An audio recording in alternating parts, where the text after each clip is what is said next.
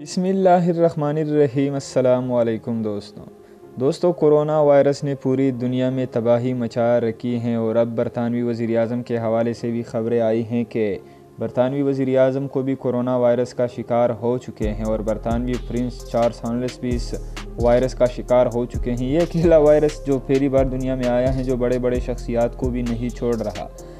اس وجہ سے خانہ کعبہ کا طواف بھی روکا گیا تھا اور وہاں پر نماز پر بھی پابندی لگائی گئی تھی، مگر اب خبریں سامنے آئی ہیں کہ مسلمانوں کے لیے خانہ کعبہ کا طواف دوبارہ شروع کر دیا گیا ہے اور مسلمان ایک بڑی تعداد میں خانہ کعبہ کا طواف کرنے پہنچ گئے۔ دوستوں ایک ویڈیو بھی سامنے آئی ہے جس میں مسلمان تلاوت کرتے نظر آ رہے ہیں اور خانہ کعبہ کی طرف بڑھتے ہیں اور طواف کرتے ہیں اور لوگ انتہائی خوشی سے نہال ہیں۔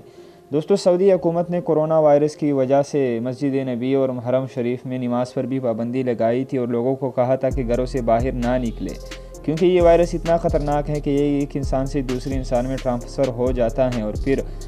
دوسرے سے تیسرے سے چوتھے اور بآسانی یہ وائرس پوری دنیا کو اپنی لپیٹ میں لے لے گا۔ اسی وجہ سے حکومتوں نے لوگوں کو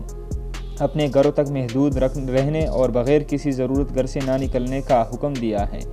اور ابھی یہ خبریں بھی سوشل میڈیا پر سامنے آئی ہیں کہ خانہ کعبہ کا طواف دوبارہ کھول دیا گیا اور وہاں پر لوگ نماز پڑھنا شروع کر چکے ہیں۔